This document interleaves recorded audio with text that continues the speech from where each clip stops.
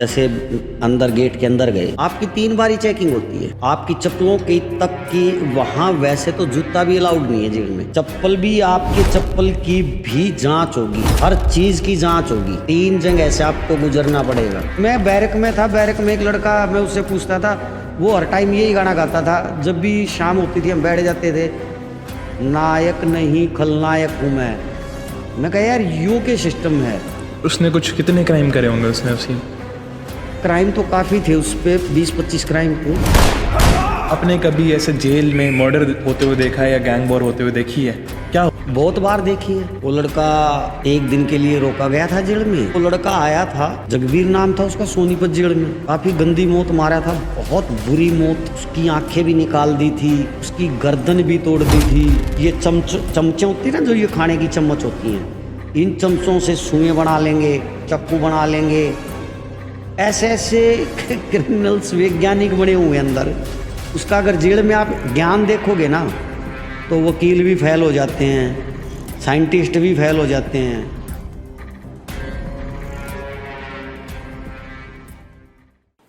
सो hi, नमस्कार दोस्तों, welcome to the inner circle by मी।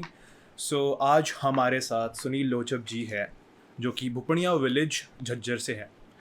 वो हरियाणा के प्रदेश सचिव बीजेपी यूथ के रह चुके हैं और आज हम उनके एक्सपीरियंसेस के बारे में जानेंगे, क्योंकि उनका बहुत सारा कनेक्ट है क्रिमिनल वर्ल्ड के साथ और वो राजनीति से भी बहुत क्लोजली जुड़े हुए हैं। तो आज हम इनके एक्सपीरियंसेस से एक सीख लेंगे और कैसे हम गलत और सही का अंदाज़ा लगा सकते हैं। तो चलिए शुरू करते हैं। लोचब जी, मेरे को ये जानना था कि आपका बचपन कैसा गुजरा? देखिए रुद्र जी, मुझे बचपन से ही शौक था कुश्ती का, और मैं एक ज़मींदार फैमिली से हूँ, किसान फैमिली है। मेरे दादा भी खेती करते थे, बाबूजी भी खेती करते थे। और जिस डिस्ट्रिक्ट से मैं आता हूँ, जहाँ मेरा गांव है, वहाँ पर पहलवानों का गांव बोला जाता है। वो कई गांव हैं झज्जर डिस्ट्रिक्ट में जो पहलवानों के गांव बोले जाते हैं। मेरे परिवार में भी कई पहलवान रहे, शौक सा।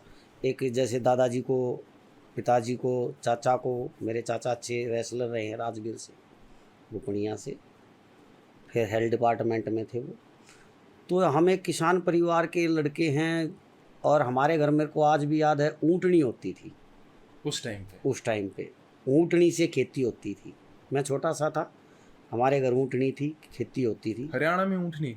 हाँ, ये झज्जर डिस्ट्रिक्ट में बहुत थी। झज्जर से आगे तो नहीं थी, लेकिन झज्जर डिस्ट्रिक्ट में हमारे गांव में इधर ऊँटनियों से खेती होती थी। तो वहाँ उस टाइम बच्चों में जो भी शुरुआत होती थी, वो कबड्डी कुश्ती से ही होती थी। जैसे ही घर में एक बच्चा 9-10 साल का हुआ, तो हमारे यहाँ एक क्रेज़ था कि भाई या तो वो बच्चा कबड्डी खेलते थे बच्चे, या वो कुश्ती करते थे। बिल्कुल। तीसरा गेम हमारे टाइम पे नहीं होता था। आज मैं 15 ईयर्स का हो गया हूँ, 50 का। तो उस टाइम पे जब हमारा दौर था 85 से लेके, तो वहाँ गांव में कुश्ती और कबड्डी का बड़ा जोर होता था। तो मैं फिर सोनीपत शहर आया कुश्ती के लिए, और मेरे घर के बड़े खुश थे कि भाई बच्चे, लड़का कुश्ती में आगे जाए। तो फिर इससे राजनीति में घुसना कैसे हुआ? क्योंकि आपका, जैसे आपने कहा कि आप फिर सोनीपत में चले गए, फिर वहाँ पे आपने पहलवानी करी, फिर आप वहाँ पर राजनीति मैंने में गए। पहलवानी की, जाट कॉलेज में मैं पढ़ा। जाट कॉलेज? आप जाट हैं? जी। ठीक है। लोचब हमारे गांव में एक ही गोत है लोचबों का, 3-4 गांव है, कतलू परवचंदी, तो जाटों का गांव है। वैसे तो 36 बिरादरी है, सारी मिल के जुल के सब रहते हैं। गांव का तो माहौल ही ऐसा होता है, सब मिलजुल के ही रहते हैं। 36 की 36 बिरादरी, सबका प्यार होता है आपस में, सबका भाईचारा होता है, ऐसी कोई वो नहीं होती। फिर जाट कॉलेज में पढ़ा, ऑल इंडिया यूनिवर्सिटी में मेरा सिलेक्शन हुआ, मैंने ट्रायल दी, मेरा वहाँ मेडल आया 2 बार लगातार। तो ऐसे कुश्ती से फिर थोड़ा सा कहते हैं कि जब पहलवान एक और होता है हमारे में कि वो दौर ऐसा था कि जो थोड़ा सा शरीर में जान हो जाती थी ताकत होने के बाद, कोई बच्चा तो आगे निकल गया जो रेगुलर एक्सरसाइज करता रहा, मेहनत करता रहा, ओलंपियन भी बने हैं, ऑल इंडिया टूर भी, इंटरनेशनल टूर भी करे हैं, बहुत ज़बरदस्त जॉबों पे हैं। एसपी, आज मेरे कई दोस्त एसपी हैं जो रेसलिंग की वजह से लगे थे। अच्छा। कई दोस्त बहुत बड़ी बड़ी रेलवे में बहुत अच्छी पोस्टों पे हैं, बहुत अच्छे अच्छे। लेकिन कुछ गुमराह जो हो जाते हैं वो फिर रास्ता बदल गए, कोई क्राइम की तरफ। सबसे ज़्यादा उस टाइम जो था पहलवान क्राइम की तरफ चले गए। जो सक्सेस हो गया वो सक्सेसता की तरफ ही चला गया, वरना क्राइम का ही उन्होंने रास्ता चुना। जो शक्ति पहलवानी से मिली, वो जो एक एनर्जी तो हो ही जाती है। बिल्कुल। आप रेसलिंग करते हैं, अच्छा खाना खाते हैं, अच्छा वो करते हैं, तो एक टाइम पे आप में शरीर में ताकत होने के बाद फिर आपको कोई ना कोई ऐसा बैक आ लेता है, या तो कोई बैक आ लेता है या आप अपनी मर्जी से बन जाते हैं क्रिमिनल कुछ पाने के लिए, या कुछ हालात ऐसे हो जाते हैं आपके, किसी के साथ ऐसे गैंगस्टर के साथ रिलेशन जुड़ गए कि भाई वो पहले क्रिमिनल है, उसके साथ लिंक जुड़ गए। इसी से एक ये प्रश्न बना मेरा, जैसे सुशील कुमार जी थे, ओलंपियन रहे, बिल्कुल, पर वो फिर अभी जेल चले गए बिकॉज जी। उन्होंने एक रेसलर का मर्डर करा था। तो ये ऐसा क्यों है कि वो तो उनका तो बहुत ही अच्छा रास्ता उन्होंने चुना था, वो ओलंपियन बन गए थे, तो वो कैसे गुमराह हो गए? देखो उनका अपना एक वो रहा, वो गुमराह होने की तो बात नहीं है। सुशील कुमार देश की शान है, मैं तो कहता हूँ चलो एक ये हो गया, आज भी शान है तो हैं ही। बिल्कुल ओलंपियन तो देखो देश को पहले मेडल लाने वाले तो वही हैं, बिल्कुल। और देश का नाम रोशन करने वाले हैं, अच्छे रेसलर हैं, और पहलवानी जगत में तो देखो सभी इज्जत करते हैं। बिल्कुल। लेकिन ये जो हादसा हुआ, इस हादसे के बारे में, ये लड़का जो था सागर धनखड़ नाम था इसका, ये सोनीपति रहते थे। अब इनका कोई कुछ कहता कि भाई पैसे का लेन देन था, कोई कहता फ्लैट का लेन देन था। देखो एक्चुअल बात तो या तो सुशील कुमार जाने, या जो आज दुनिया में वो पहलवान लड़का नहीं रहा वो जाने, अब इसकी सच्चाई तो वो जाने। लेकिन कहीं ना कहीं वो ताकत है जो आपके शरीर के अंदर, कहीं ना कहीं वो कुछ समय के लिए आपके माइंड को ब्लॉक करती है, ये 100% की बात है।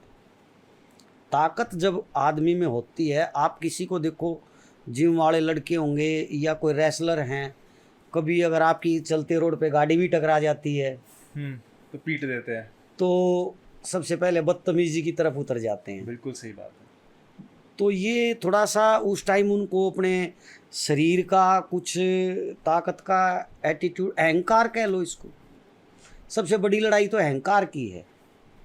वरना रेसलर भी बहुत, मैं आपको क्या बताऊं, मैंने ऐसे ऐसे रेसलर अपनी लाइफ में देखे हैं कि इतने सुंदर लड़के, इतना सुंदर लड़ने वाले कुश्ती, और उन्होंने अपना कैरियर बनाया, आज अच्छी पोस्टों पे हैं और इतना मान सम्मान करते हैं। आज भी मेरे को मिलते हैं जो मेरे जूनियर्स हैं, चाहे वो किसी भी पोस्ट पे है, पैर को हाथ लगाते हैं, छूते हैं। मेरा सीनियर कोई मिल जाए मैं छूता हूँ, चाहे वो बिल्कुल ठीक बात है। गरीब है अमीर है जैसा भी है। पहलवानी में ये बात बड़ी अच्छी बात है कि आपका सीनियर मिलेगा तो आप पैर छुएंगे, और इसमें अच्छे भी लड़के निकले हैं, लेकिन कुछ लड़के उस समय गुमराह भी बहुत ज़्यादा हुए।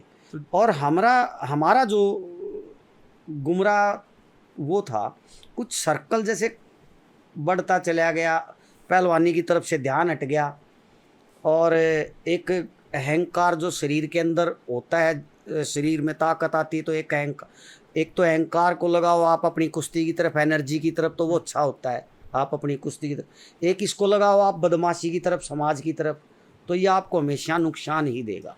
तो जैसे आपने सीख ले ली कि अहंकार बहुत बुरी चीज़ है कुछ जगह, जी, अगर गलत जगह लगाई जाए तो। जी जी। तो आपने, क्योंकि आप बीजेपी यूथ के सचिव रहे हरियाणा प्रदेश के, जी जी। आपका डायरेक्ट इन्फ्लुएंस था, क्योंकि बीजेपी बहुत बड़ी पार्टी है, दुनिया की सबसे बड़ी पार्टी है। जी जी। आपने कैसे हेल्प करी इस चीज़ को कि बच्चे अपना अहंकार सही जगह पे लगा सकें? 96 में हरियाणा में सरकार बनी थी चौधरी बंसीलाल की, जी। तो उनके राजनीतिक सलाहकार थे श्री राजीव जैन जी, सोनीपत के जो भी मेयर हैं, ओके। अभी बीजेपी से मेयर हैं। पीछे उनकी जो मिसिज हैं कविता जी, वो कैबिनेट मिनिस्टर थी ठीक है। पिछली गवर्नमेंट में। अब की बार वो चुनाव टिकट नहीं मिली थी, तो अब की बार उनके जो हस्बैंड राजीव जैन जी, उनको मिली। वो उस टाइम चौधरी बंसीलाल के राजनीतिक सलाहकार थे, एडवाइज़र थे। ठीक है। और हमारा भी कहते हैं कि एक मानसिक जन्म हुआ था।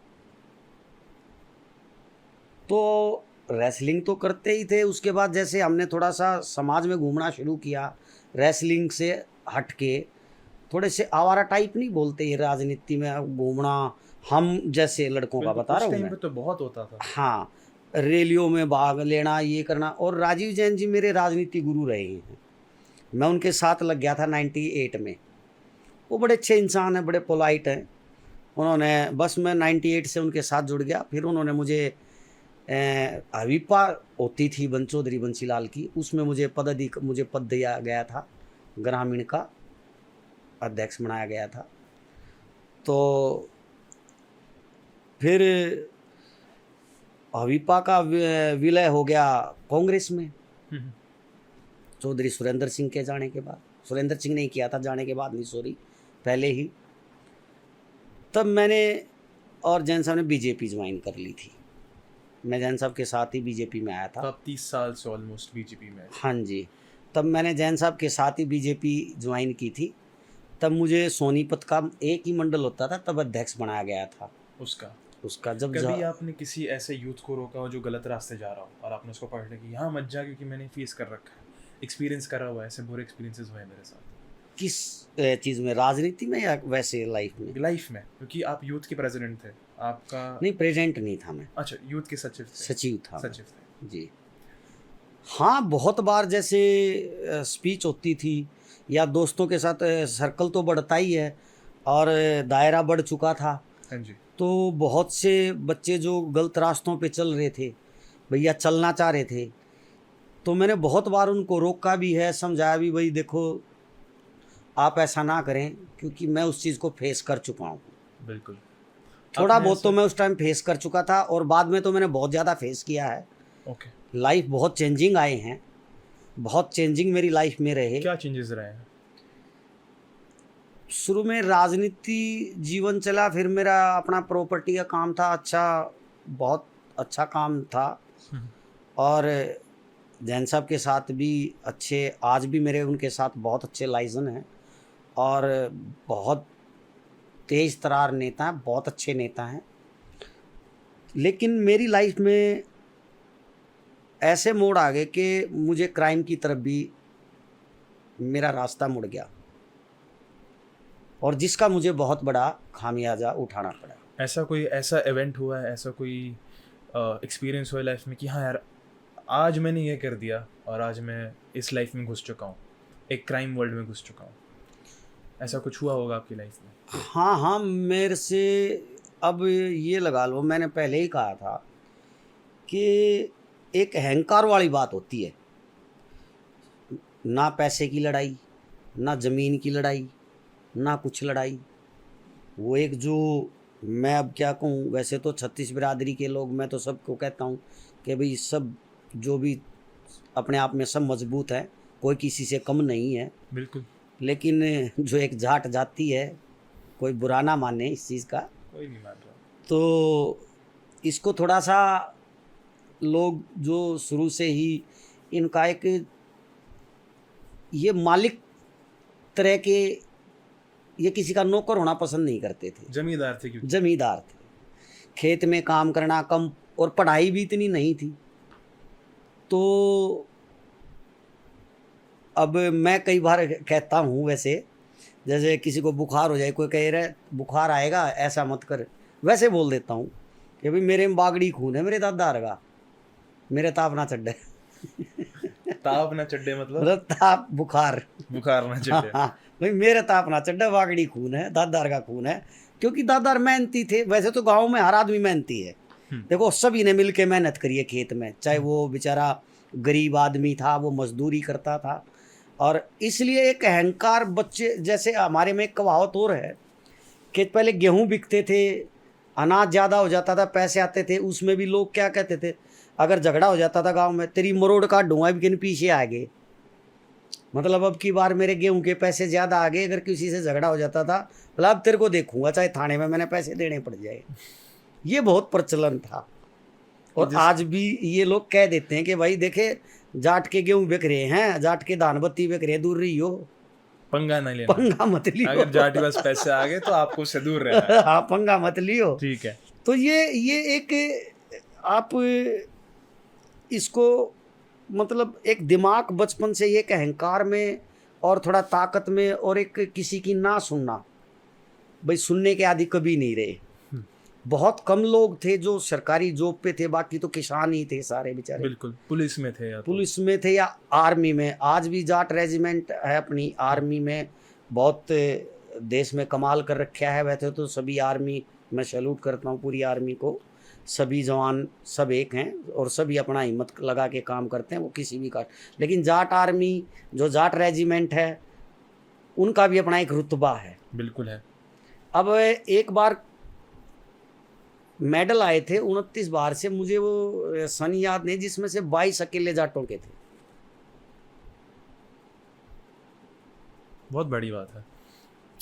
तो ये रेसलिंग में और बहुत अच्छे उसमें,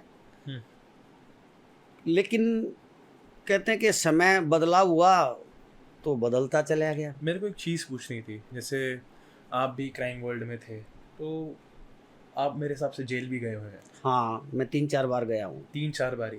आप मुझे बता सकते हैं कि तीनों बारी क्यों क्यों गए थे? मैं 302 में भी गया हूँ, मर्डर केस। 307 में भी गया हूँ। 307 क्या है?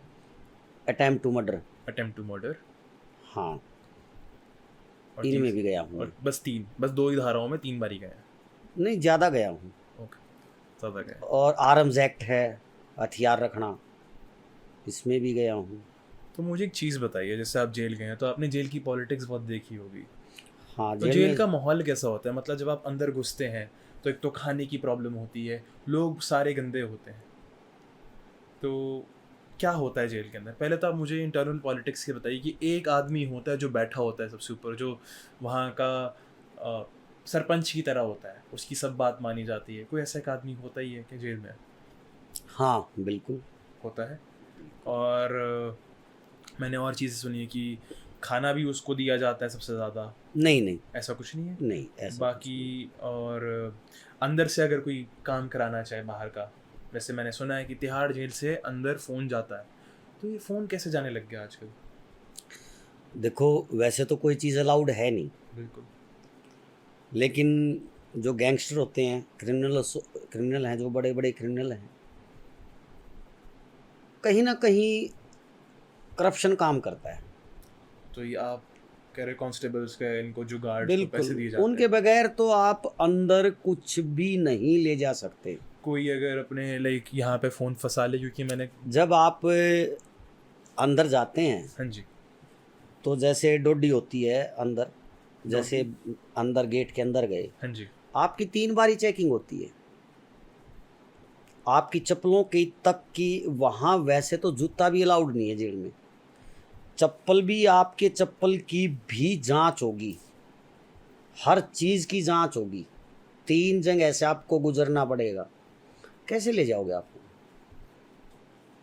फिर भी जेल में हम थे, जेल में सब चीज़ चलती हैं, नशा, मोबाइल्स, जिसके पास पैसा है, पावर है, वो हर जगह अपनी चलाता है। मैंने सुना है बहुत पैसे लगते हैं ठीक ठाक खाना खाने के लिए। खाना खाने के लिए तो लगते ही हैं, वो तो एक जैसे एक सिस्टम होता है, अलग से खाना किसी को नहीं मिलता जेल में, अलग खाना किसी को नहीं मिलता, चाहे वो क्रिमिनल बड़ा है छोटा है। लेकिन ये है कि जिसका पैसे का जुगाड़ है, वो भाई सब्जी में घी अच्छा डाल लेगा, सैलड काट लेगा, फ्रूट्स, मंडी लगती है फ्रूट्स खा लेगा, अच्छा खाना तो यही हो गया। मैंने सुना है कि ब्लैक मार्केट जेल के अंदर भी है, कि कोई भी चीज़ चाहिए हो तो एक बंदे को कांटेक्ट करोगे आप, मेरे को ये चाहिए, आप उसको पैसे देते हो, फिर वो बाहर से मंगवा के दे देता है। कुछ ऐसा नहीं। जुगाड़ नहीं होता? ऐसा जुगाड़ नहीं होता, लेकिन ये सब प्रशासन से मिलके होता है, सब प्रिजन एडमिनिस्ट्रेशन से मिलकर। एडमिनिस्ट्रेशन। आप एक बात बताओ, एक क्रिमिनल है, हाँ जी। जब एक एडमिनिस्ट्रेशन हर तरीके के क्रिमिनल को रोके हुए है, तो क्या वो एक सुल्फा, शराब, कपड़े, पिस्टल या मोबाइल, क्या वो नहीं रोक सकता? बिल्कुल रोक सकता है। तो वो जब वो पूरे के पूरे इतने बड़े बड़े क्रिमिनल्स को रोके हुए हैं, संभाले हुए हैं, तो ये चीज़ नहीं संभाल सकते। लेकिन मैं कह रहा हूँ और खुल के कह रहा हूँ कि कहीं ना कहीं ये जो करप्शन है ना, यही है। आप जेल में कुछ भी प्राप्त करो, आपको जेल में मिल जाएगा। अगर आपकी अच्छी सेटिंग है, आप अच्छा पैसा दे रहे हो। कितना पैसा लगता है अगर मेरे को सलाद कटवाना हो जेल में रोज़ खाने के लिए? देखो, जेल का फ़र्क है। पहले हमारे टाइम में तो बाहर से भी जाता था, फिर बंद हो गया था। फिर 8,000 रुपये जाते थे, अब 10,000 रुपये जाते हैं एक दिन के? एक महीने के, एक अकाउंट में। एक अकाउंट में 10,000 रुपये जाते हैं रोज़? पहले 8 सलाद के जाते लिए? थे, अब 10 जाते हैं सलाद के लिए? वो आपके खर्चे के, जिसमें आप कैंटीन पे जाके दूध लेते हैं, कोई भी चीज़ लेते हैं वगैरह महीने में, उससे ज़्यादा आप नहीं ले सकते।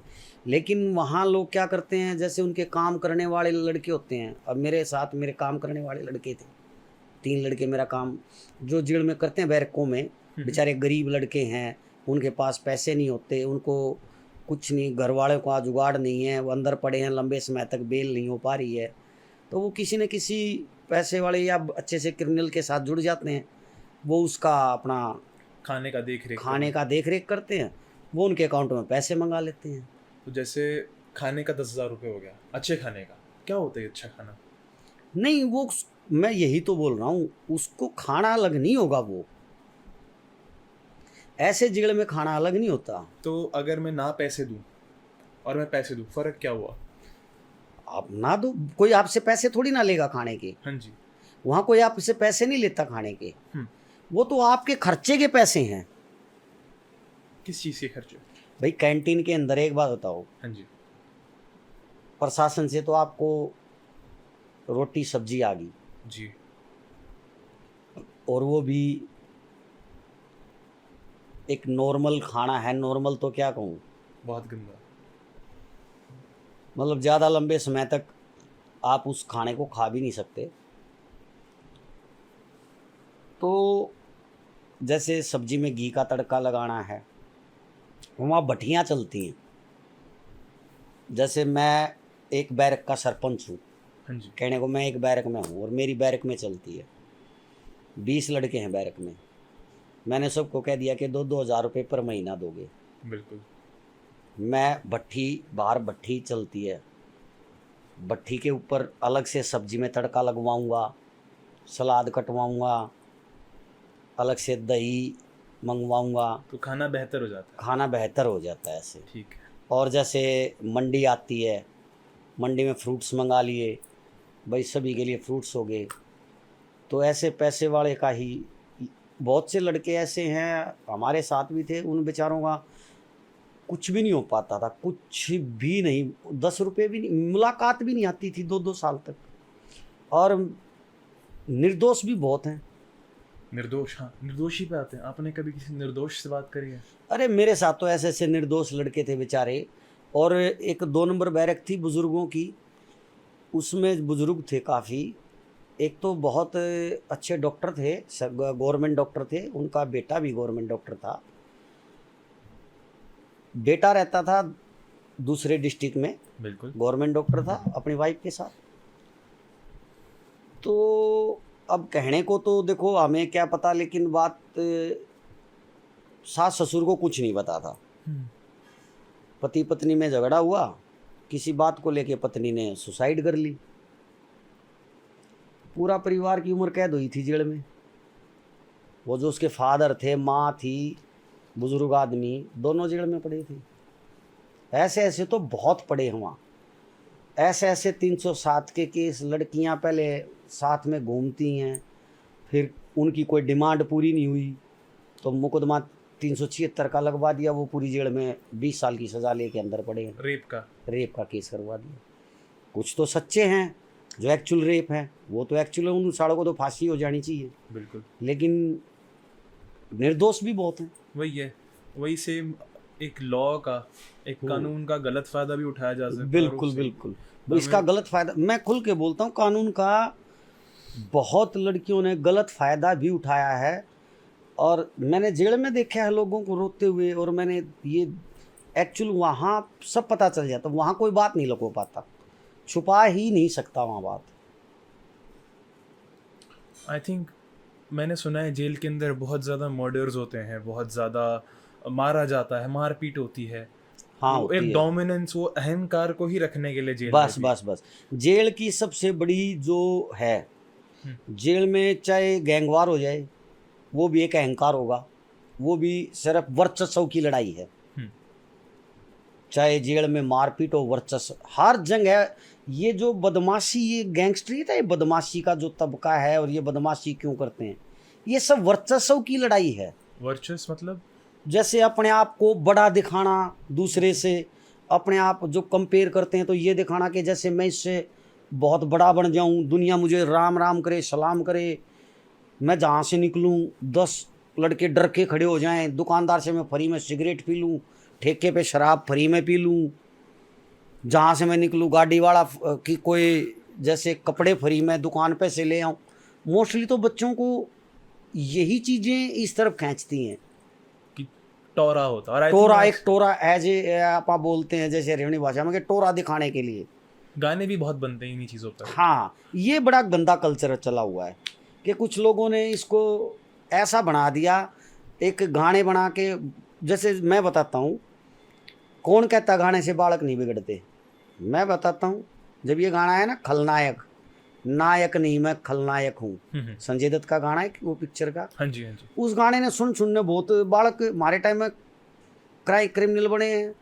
आपके सामने ऐसा हुआ कभी? मैं बैरक में था, बैरक में एक लड़का, मैं उससे पूछता था, वो हर टाइम यही गाना गाता था। जब भी शाम होती थी हम बैठ जाते थे, नायक नहीं खलनायक हूँ मैं कहा यार यो के सिस्टम है, बोला बस मेरे दिमाग में खलनायक नाम भी उसका जो रखवा है, जो एक अड़ोस पड़ोस में या बच्चे उसको बोलते थे, अरे खलनायक, अरे खलनायक, वो खलनायक के नाम से मशहूर था। उसने कुछ कितने क्राइम करे होंगे उसने? उसी क्राइम तो क्या, चोरी डकैतियाँ, क्राइम तो काफ़ी थे उस पर, 20-25 क्राइम थे। 20-25 क्राइम, ठीक है। आपने कभी ऐसे जेल में मर्डर होते हुए देखा है या गैंग वॉर होते हुए देखी है? क्या होता है? बहुत बार देखी है। क्या हुआ था? एक बताइए जो सबसे यादगार हो, बुरे वे में। हमारे टाइम में ही एक मर्डर हुआ था जेल में जी। वो लड़का एक दिन के लिए रोका गया था जेल में, उसकी तारीख थी, राहदारी पे आया था, राहदारी पे बोलते हैं उसको, राहदारी पे आया था। राहदारी मतलब? जैसे कहीं तारीख लगी है और एक दिन के लिए रोक दिया, 2 दिन के लिए कहीं वहीं डिस्ट्रिक्ट जेल में ही रोक दिया गया, सिर्फ बीच ट्रैवल के लिए। तो वो लड़का आया था, जगबीर नाम था उसका, सोनीपत जेल में। काफ़ी गंदी मौत मारा था, बहुत बुरी मौत। उसकी आंखें भी निकाल दी थी, उसकी गर्दन भी तोड़ दी थी, और ये सब प्रिजन एडमिनिस्ट्रेशन के सामने हुआ था? नहीं, एडमिनिस्ट्रेशन के अंदर एडमिनिस्ट्रेशन क्या कर सकता है, बात तो ये है। बिल्कुल कुछ नहीं कर सकता। हम तो बैरक में बंद थे, हमें तो पता नहीं वो नाम जिनका है, किसी ने क्या हुआ कैसे किया, लेकिन हमने तो उसकी डेड बॉडी देखी थी। एडमिनिस्ट्रेशन के पास है क्या करने के लिए अंदर? उनको तो डंडा भी अलाउड नहीं है। एडमिनिस्ट्रेशन को डंडा अलाउड नहीं है? अंदर जेल में डंडा अलाउड नहीं है। तो बिना किसी चीज़ के वो कैसे किसी को, अब 10 बंदे इकट्ठे होके क्रिमिनल्स एक को मारने लग जाएं, वो तो जेल बंद कर देंगे, या भाग के 10-20 इकट्ठे होकर छुटा देंगे, या उनको पनिशमेंट दे देंगे, चक्की में रोक देंगे। इससे ज़्यादा वो क्या कर सकते हैं? मैंने एक चीज़ देखी है कि यूएसए में लोगों के पास गन्स हमेशा होती हैं प्रिजन में, यहाँ पे डंडे भी नहीं अलाउड। ऐसा क्यों है? यहाँ पे डंडा भी नहीं अलाउड अंदर। अब ये संविधान की बात है, देखो हम ज़्यादा प्यार करते हैं उनसे, पता नहीं। अब उनको एक 40-45 हज़ार की नौकरी करने वाला पुलिस वाला अंदर, अगर वो क्रिमिनल, सारे क्रिमिनल तो होते ही हैं। बिल्कुल कई बार तो पुलिस वालों के साथ भी झगड़े हो जाते हैं, मार पिटाई उनके साथ भी हो जाती है बिल्कुल। बीच बचाव में। तो वो क्या करें? वो क्या अपनी जान जोखिम में डाल दे क्या? उसको तो पता है ये क्रिमिनल्स हैं। क्रिमिनल तो क्रिमिनल को मारेंगे क्रिमिनल तो मारेंगे। बंद कर देते हैं बस वो। हम्म, अब उनके कुछ हथियार पास हो तो वो कुछ एक्शन लें, हथियार उनके पास होते नहीं। इसी बात का क्रिमिनल फ़ायदा क्रिमिनल्स उठाते हैं। और गैंग वार जो होती है, जैसे कभी एंटी गैंग्स बंद हो गए भाई, पहले कोई गैंग बंद है, लड़के उनके बंद हैं, बाद में उसके एंटी गैंग के आगे, तो वो हमेशा ताक में रहते हैं एक दूसरे को मारने की। हमेशा ये चमचे होती हैं ना, जो ये खाने की चम्मच होती हैं, इन चमचों से सुएं बना लेंगे, चक्कू बना लेंगे। ऐसे ऐसे क्रिमिनल्स वैज्ञानिक बने हुए हैं अंदर। अगर उनको बाहर निकाल देना और उनको कह दे कि आप अनपढ़, बहुत बड़ा जो अनपढ़ क्रिमिनल है उसका अगर जेल में आप ज्ञान देखोगे ना, तो वकील भी फेल हो जाते हैं, साइंटिस्ट भी फेल हो जाते हैं। आप ये देखो ना, मोबाइल होता था, चार्ज कैसे होता है? कैसे होता है? कैसे होता है? बल्ब पे कैसे चार्ज करोगे? कोई खटका नहीं, कोई वो नहीं, तो कैसे चार्ज करोगे? तार जोड़ देते होंगे ऊपर से। अब कैसे तार, किसके तार जोड़ोगे? कैसे तार जोड़ोगे? हथियार कैसे बनाओगे? एक दूसरे के पास चीज़ पहुंचानी है, बैरक आमने सामने है, कैसे चप्पलों का ऐसे बना के फेंकते हैं, चप्पलों को चप्पलों के बीच में डाल के फेंक देते हैं, कैसे अगले तक चीज़ पहुंचाते हैं। जगबीर जो थे, इनको क्यों मारा गया फिर? कोई पुरानी रंजिश थी, उन्होंने भी गैंग किसी, लीडर थे कोई? हाँ, उन्होंने भी किसी गैंगस्टर का मर्डर किया था। उन्होंने भी किसी गैंगस्टर का मर्डर किया था, तो उन्हीं के लड़कों ने शायद, या किसी ने, ये तो मैं बता नहीं सकता, या मुझे पता ही नहीं है। हम उस टाइम जेल के अंदर बंद होते हैं, तो वो बंदी में ही उसको कैसे निकाल के किया है, हमने बाद में उसकी डेड बॉडी देखी है, तो बुरी तरह मार रखा था। आपके साथ कुछ ऐसा हुआ, किसी ने परेशान करा हो? नहीं, सभी जान पहचान के होते थे। फिर पुराना रिकॉर्ड, ऐसे दोस्त होते थे जो पहलवान भी बहुत थे। फिर सारे क्रिमिनल्स के साथ अपना सबके साथ उठना बैठना था। मैं कभी उनके साथ मैंने क्राइम नहीं किया, लेकिन मेरी राम रमी उठ बैठ सभी के साथ अच्छी थी। शहर में हर तरह का होता है, एक राजनीतिक आदमी जो करता है उसका हर तरह के ऐसे आदमी के साथ लिंक हो जाता है। बिल्कुल। तो ऐसे ही मेरे लिंक थे, सभी के साथ थे। वो क्रिमिनल है, नहीं है, राजनीतिक है या गरीब अमीर, सभी के साथ लिंक थे। कुछ लिंकों की वजह से फिर मेरा भी कुछ दोस्ती में आके कहीं कुछ, मेरा ऐसा नहीं, मेरी तो अपनी पर्सनल लड़ाई थी। बिल्कुल ठीक है। मैंने कोई ऐसे किसी को तंग नहीं किया कभी भी, और ना कभी किसी गरीब से, ना कभी जेल में किसी को तंग किया, ना किसी की हिम्मत थी कोई हमें तंग कर दे। आपने आज तक किसी, आपके हिसाब से, जैसे अब जेल से बाहर आते हैं, आपके हिसाब से जेल के अंदर, जेल के बाहर सबसे बड़ा गैंगस्टर कौन है आज के टाइम पे? जैसे दाऊद भी थे एक गैंगस्टर, बट वो साउथ में थे, नॉर्थ में कौन है?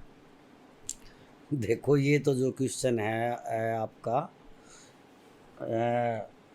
इसके ऊपर तो मैं डिप्लोमेटिक सा जवाब दूंगा। बिल्कुल, जैसे मर्जी। क्योंकि ये बड़ी वर्चस्व की लड़ाई है और ये इन्हीं चीज़ों से चलती है। आप YouTube पे किसी की डाल दो, आप किसी को छोटा बट्टा बता दो, ये बड़ी इन्हीं चीज़ों का अहंकार पाड़ लेते हैं लोग। लेकिन जैसे जिस भी, कभी कोई गैंग का नाम चल जाता है, कभी किसी गैंग का चल जाता है, कभी लॉरेंस बिश्नोई, काला जठेड़ी, गोगी गैंग था, गोगी की थी, खैर कोर्ट में हत्या हो गई थी, तो कभी इनका वर्चस्व ज़्यादा लगने लग जाता है। कभी जैसे एक नीरज बुवाना है, अपना एक गुड़गांवा का है लड़का, अपना कौशल चौधरी भाई, अपना जैसे एक गैंगस्टर ही है वो। तो कभी इनका गैंगस्टरी में कभी एक सा समय किसी का नहीं रहता, ऊपर नीचे होता रहता। ऊपर नीचे होता रहता है कि भाई कभी उन्होंने इनके 2 बंदे ज़्यादा मार दिए, उनका नाम आ गया, कभी इन्होंने उनके ज़्यादा 2 मार दिए, इनका नाम अप हो गया। तो गैंगस्टरी का तो यही हो और हालात ये होते सब हैं। अहंकार के कारण है कि 2 ये मार सब दिए। वर्चस्व, मैंने बताया वर्चस्व। देखो, इनका आपस में किसी का कोई लेना देना नहीं है। अगर आप इनकी हिस्ट्री उठा के देखो, लॉरेंस भाई की हिस्ट्री उठा लो, एक पढ़ा लिखा लड़का, एक अपना चंडीगढ़ यूनिवर्सिटी का लड़का, बिल्कुल। और किसी गैंगस्टर की हिस्ट्री उठा लो आप, इनका आपस में कहीं भी मेल नहीं था जिनका आज झगड़ा है। बिल्कुल। इनका आपस में कहीं भी कोई झगड़ा नहीं है, ना कोई ज़मीन को लेके झगड़ा है, ना कोई किसी लड़की को लेके झगड़ा है, ना कोई पैसे को लेके झगड़ा है, सिर्फ वर्चस्व की लड़ाई है। अब जैसे लॉरेंस बिश्नोई की बात आ जाए, जैसे सिद्धू मूसेवाला अभी जैसे उनको मारा गया था, तो ये क्यों मारा गया था और ये कौन होते जो इसे मार देते हैं एक उस पे? जो लंबे समय तक जेल में रहते हैं और जिनके पास अच्छा नेटवर्क होता है, पैसा होता है, नेटवर्क अपने आप बना देता है, नाम और पैसा।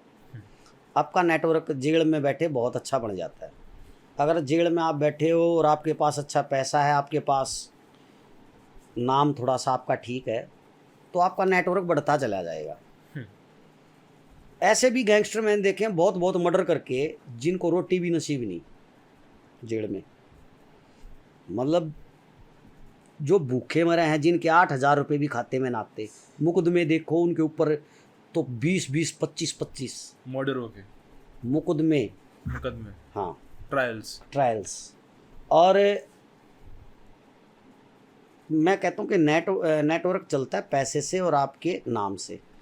अगर आपकी अच्छी पकड़ थोड़ी बहुत राजनीति में भी है, आपने अच्छा क्राइम किया और पैसा आप बाहर बच्चों को अच्छा भेज रहे हो, तो आपके नेटवर्क को कोई ना कोई संभाल लेगा।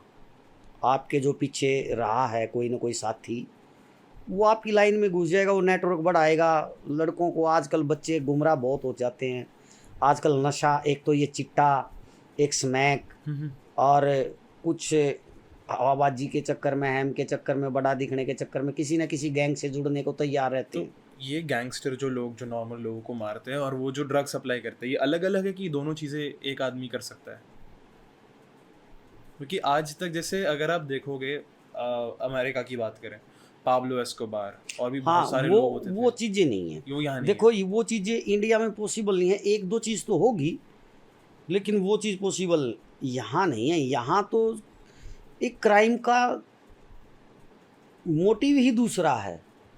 यहाँ पे वहाँ पे जब बच्चा क्राइम करता है शुरू में, जब मेरे हाथ से क्राइम जो भी हुआ, घर की लड़ाई जो भी मेरी अपने ऊपर बीती जो भी लड़ाई थी, तो हमने कभी ये सोचा ही नहीं कि हम नशे का व्यापार करेंगे।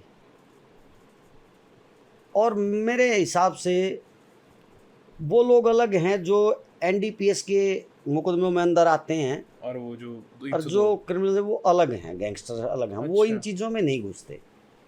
वो मेरे ख्याल से स्मगलिंग, नशे पते के काम में नहीं घुसते।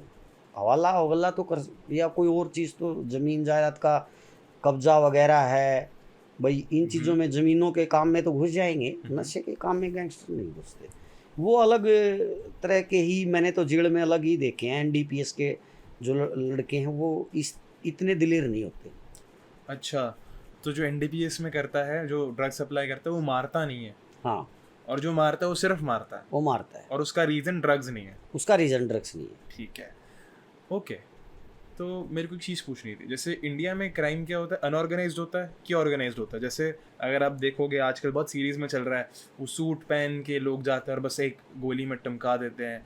और जो क्राइम एकदम से होगा, बिल्कुल, वो ऑर्गेनाइज नहीं होता। जैसे आप रोड पे जा रहे हो, आप अपनी ज़मीन पे हो, कोई बदमाश आ गई, आप रोड पे जा रहे हो, कोई गाड़ी छीनने लग गया, आपका मर्डर कर दिया, ये ऑर्गेनाइज क्राइम नहीं है। ऑर्गेनाइज क्राइम है जो वो चलता है जेल से ही, या जो बाहर बैठे होते हैं उनको पैसा दे के, लालच दे के, नए नए लड़कों से या पुराने जो भी क्रिमिनल्स हैं, जो जिन्होंने अपना मतलब बिजनेस ही ये बना लिया है, भाई पैसा दो और अपना कुछ भी कराओ, तो वो पूरा प्लान करके करते हैं। फिर वो लोगों में दहशत, वो 3-4 चीज़ें सोचते हैं, लोगों में दहशत भी बने, लोगों में डर भी पैदा हो, कोई गवाही ना दे, और नाम और रुतबा भी हो, सब चीज़ें। पहले क्राइम छुपा लेते थे लोग। पहले के क्रिमिनल्स अगर पुलिस पकड़ लेती तो अगर 10 क्राइम कर रखे हैं तो 5 बताते थे। आज सारा उल्टा सिस्टम हो गया, आज बताते लोग ज़्यादा हैं। आज पोस्ट आ जाती है 5 मिनट बाद, यूट्यूब पे आ जाएंगे। अभी पीछे एक शिक्षिका की हत्या हुई थी, हिसार में हुई थी, कहाँ हुई थी वो, नहीं हिसार में, वो स्कूल के अंदर ही 2 बच्चों ने उसको चाकू मार दिए थे। दोनों लड़कियों ने आके यूट्यूब पे डाल दिया 1 घंटे के बाद। तो मैंने जितना सोचा अभी तक समझा, ऑनर, रिस्पेक्ट और ईगो, अहंकार, बस ये 3 चीज़ें। जिसने अहंकार छोड़ दिया, वर्चस्व अपना कम कर, भाई अपने बिजनेस में ध्यान दे, वो कभी करेगा ही नहीं। भाई आपने मेरे से कुछ कह दिया और मैंने सोचा चलो यार कोई नहीं, भाई है, छोटा है, बड़ा है, जैसा भी है, कोई नहीं यार, आपने 4 बात मेरे को कह दी, 4 मैंने आपको कह दी, बात खत्म होगी। बिल्कुल। अब मैंने आपकी एक बात पिंच कर ली कि इस आदमी ने मेरे को कहा कैसे, इसकी हिम्मत कैसे होगी, इसका मतलब मैं बहन जी तो मेरे को कुछ मानता ही नहीं, तो मैं आपके साथ क्राइम कर दूंगा। तो ये ऐसा हरियाणा में यूजुअली लड़ाइयाँ हरियाणा की बता रहा हूँ, हाँ। बाहर का मुझे नहीं पता। हरियाणा में 90% लड़ाई यही है। ठीक है, तो ये लड़ाइयाँ करने के लिए हथियार भी बहुत चाहिए होते हैं। हाँ, आपके हिसाब से सबसे ज़्यादा यूज्ड हथियार किसी की हत्या करने के लिए, क्योंकि मेरे हिसाब से बिना लाइसेंस की सारी बंदूकें अलाउड है ही नहीं, बट जो कुछ बंदूकें ऐसे हैं जो गैंगस्टर में बहुत फेमस होती, रिलायबल होती हैं, जैसे अमेरिकन आर्मी के लिए ग्लॉक हो गई, वो सिर्फ ग्लॉक इस्तेमाल करते हैं। वैसे ही इंडियन गैंगस्टर, जैसे हरियाणा के गैंगस्टर या तो कट्टा चलाते होंगे, या कोई बड़ी बंदूक चलाते होंगे, या शॉटगन जैसी धुनाली होती है वो चलाते होंगे। तो वो चलाते कौन सी और उनको पसंद कौन सी है, और अगर ये पसंद तो लाते कहाँ से हैं? एक दौर था 90 का, जब हम रेसलिंग करते थे, उस टाइम चक्कू बड़े फेमस थे। चक्कू, उस टाइम चक्कुओं की लड़ाई होती थी, लट्ठों की लड़ाई होती थी, और चक्कू किसी किसी के पास होता था ना, तो बड़ा ये मानते थे भाई चक्कू रखता है, और लठ की लड़ाई होती थी। 92-93 आ गया, जैसे 2-3 साल का डिस्टेंस आया, तो किसी के पास कट्टे दिखने लग गए। फिर जिसके पास कट्टा होता था उसको बड़ा बदमाश मारने लग जाते थे कि यार इसके पास तो कट्टा है। फिर कट्टे की लड़ाई शुरू होगी। 98 तक, 2000 तक आते आते पिस्टल आ गए कि भाई कट्टे भी और पिस्टल भी। ये कहाँ बनती थी पिस्टल? देखो हमारे नज़दीक हरियाणा के स्टेट लगता है यूपी, और उस टाइम यूपी में हथियारों का बड़ा जोर था। मोस्टली हथियार जो सप्लाई होता था, ये जो जमुना के पुल मिले हुए हैं यहाँ से, अब शहरों के नाम तो आज भी ले देते हैं, जैसे कराना, शामली, बड़ौत, कुछ बहुत से डिस्ट्रिक्ट ऐसे हैं जहाँ से, और भी होंगे, हम सुनते थे जो कि यहाँ से हथियार बदमाश लेके आते थे।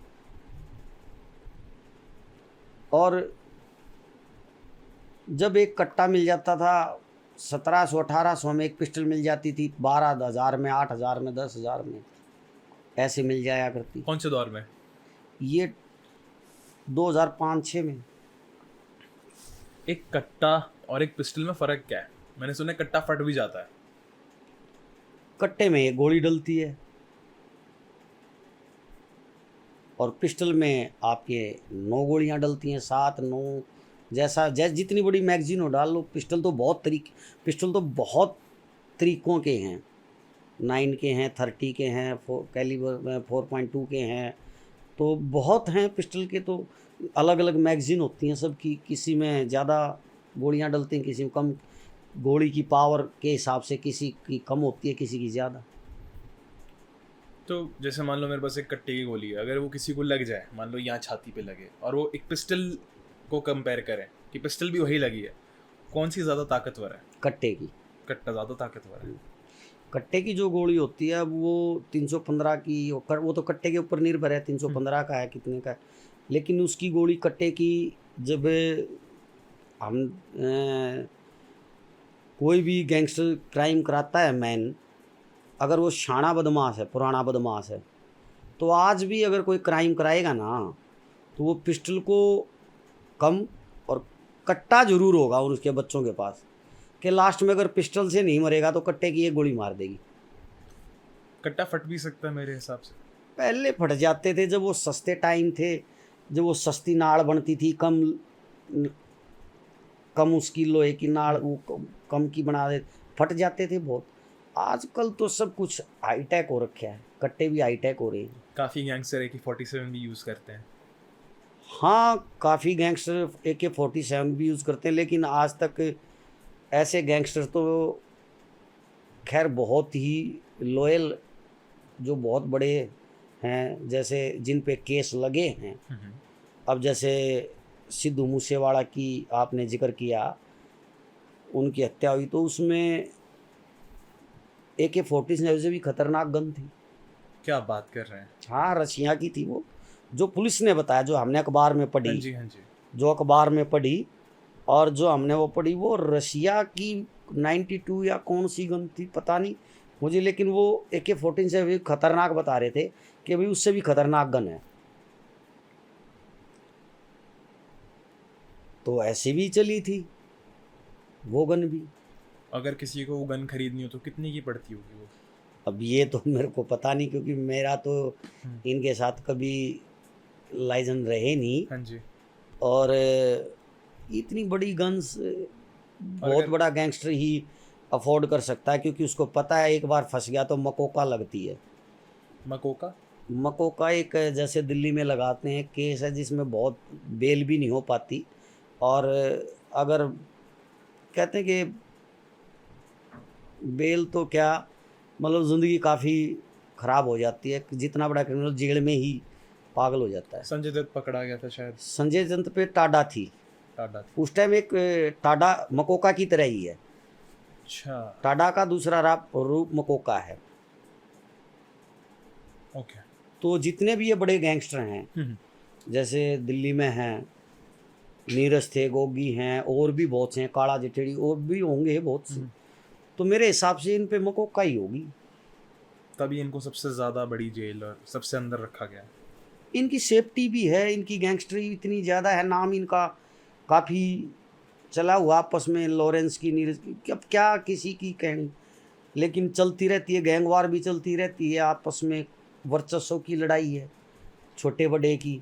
तो इनको तो प्रशासन ने बड़ा, अब टिल्लू जैसे एक ताजपुर के थे, मैंने पीछे टीवी में उनका मर्डर देखा था। हाँ जी, तिहाड़ जेल में ताजपुर का टिल्लू होता है, तो उनका मर्डर मैंने वो यूट्यूब पे भी सब ने देखा है, कितनी बुरी तरह से हुआ था। तो ये गैंगस्टर का हिस्सा ही तो था,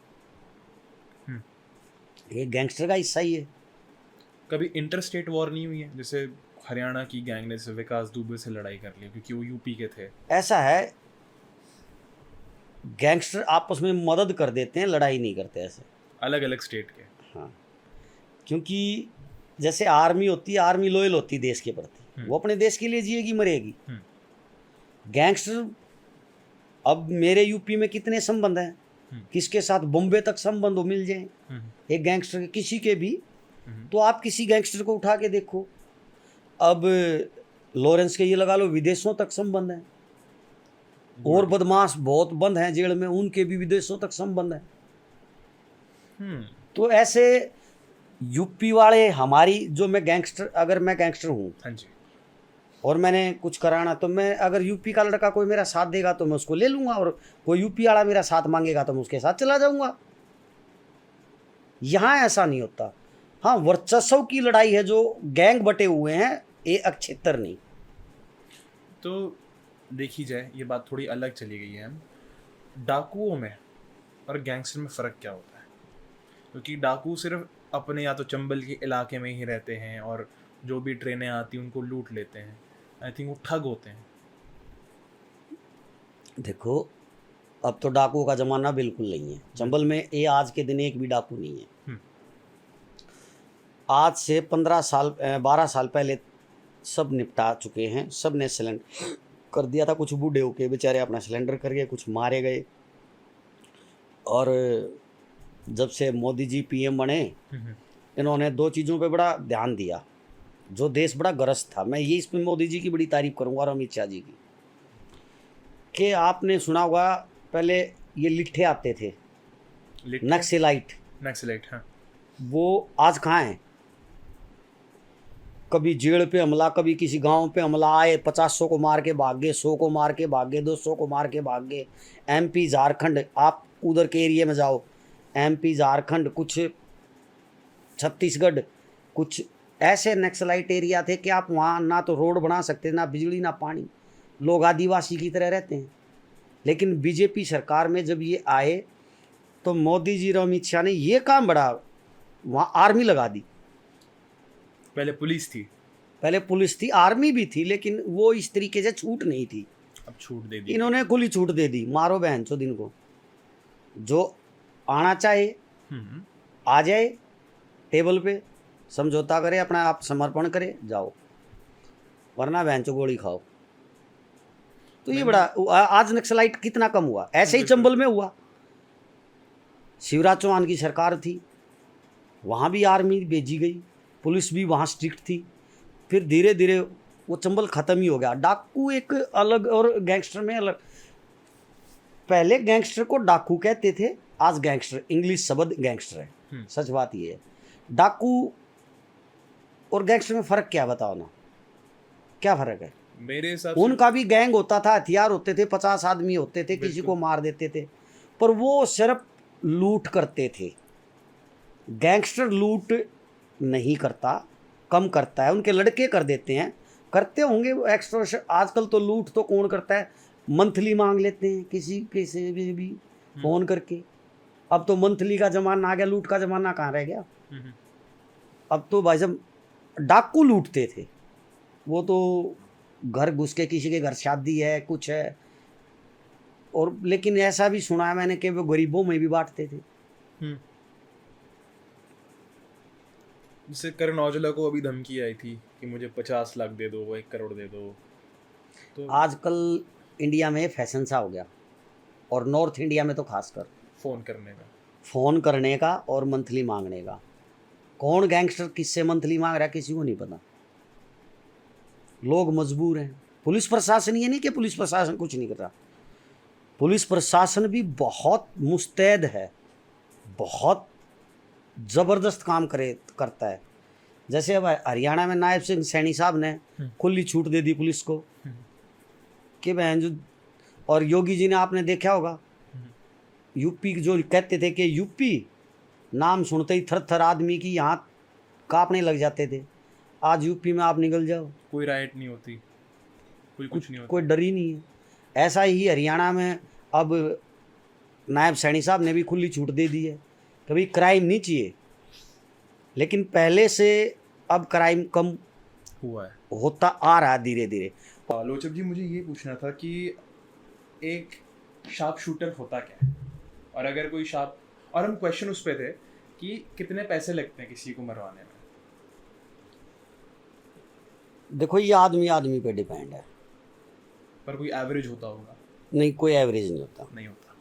इसका कोई दाम फिक्स नहीं होता, इसका कुछ नहीं होता। हम जेल में सुनते थे, ये देखते थे, तो सारी चीज़ें फेस की हुई हैं, तो ऐसी बातें नहीं है। वहाँ कोई दाम नहीं होता। लोग फ्री में भी कर देते हैं, दोस्ती में, प्यार में। ऐसा नहीं है कि हर मर्डर पैसा लेके ही होता है। कई बार आप किसी गैंग से जुड़े हो, वहाँ पैसा लेके मर्डर नहीं करते। गैंगस्टर से अगर आप किसी भी गैंग से जुड़े हो, तो वहाँ तो आप अपने लीडर के कहने से ही मर्डर करते हो। बिल्कुल ठीक है। वो आपकी जेल में पूरा आपका ध्यान रखेगा, भाई जो भी आपका खाना पीना बनता होगा वो करता होगा। बिल्कुल। बाकी अगर नॉन गैंगस्टर जो कोई प्रॉपर्टी का डिस्प्यूट है, किसी ने अपना कोई प्रॉपर्टी सोल्व करवाने के लिए मर्डर कराना है, या किसी औरत का मामला है, इन चीज़ों में पैसे दे के मर्डर हो जाते हैं। कितने लाख रुपए, 2 लाख? नहीं नहीं, कहने को तो ऐसा भी है भाई साहब, हमने ऐसा भी देखा है रुद्र जी के 20-20 हज़ार में भी मर्डर, जो हमारे साथ जेल में थे 2-3 लड़के 20-20 हज़ार में ही मर्डर करके आए हुए थे। और तो और मैं आपको एक कमाल की बात बताता हूँ, मेरे साथ एक लड़का मर्डर कर 302 में बंद था, और वो जब आया जेल में तो मैं बैरक में था, वो आके रोने लग गया। तो रोने लग गया तो मैंने देखा, भाई देखो वहाँ जो नया नया एक बार आता है, कोई भी है हिचकिचाता तो है ही, अगर वो उसकी जान पहचान अच्छी नहीं है, क्रिमिनल्स नहीं है उसके, अगर अंदर जानने वाले नहीं हैं, तो कोई भी आदमी है भाई जेल जाएगा तो एक ऑटोमेटिक, क्योंकि क्रिमिनल्स में जाना है, पहले ही डर होता है जेल के नाम से। बिल्कुल। और फिर वहाँ कोई चला जाए, और जिसका कोई तो शुरू में सबको डर लगता है कि पता नहीं कोई एंटी मिल जाए, या भाई तेरे साथ कोई बैरक में मार पिटाई हो जाए। तो जैसे मैं बैरक में था, वो लड़का आया तो वो काफ़ी रो रहा था, और उसको काफ़ी एलर्जी सी हो रखी थी। तो मैंने उससे पूछा, भाई क्यों रो मत, क्योंकि जेल में हम जेल काट रहे थे, लंबा समय था, तो हम सांत्वना दे देते थे, आपस में आते थे लड़के, भाई सबको संभाल के रखना, सांत्वना देना, समझ तो, क्योंकि जेल ऐसे नहीं कटती, वहाँ बड़ा भाईचारा भी होता है, तो भाईचारा बहुत अच्छा होता है। हाँ जी। ऐसी नहीं है जेल में 24 घंटे मार कुटाई वो है। अगर आप किसी के साथ लॉयल हो जाते हो तो फिर वहाँ उसका ध्यान भी रखते हो। बिल्कुल। तो मैंने उससे, और अब देखो वहाँ से भी कुछ ना कोई कुछ कह ले, किसी को कोई गैंगस्टर कह ले, अब मुझे कोई गैंगस्टर कहे, कोई कुछ कहे, कोई कुछ ना कहे, ऐसा नहीं, वहाँ सभी मजबूरी के मारे उड़े हैं।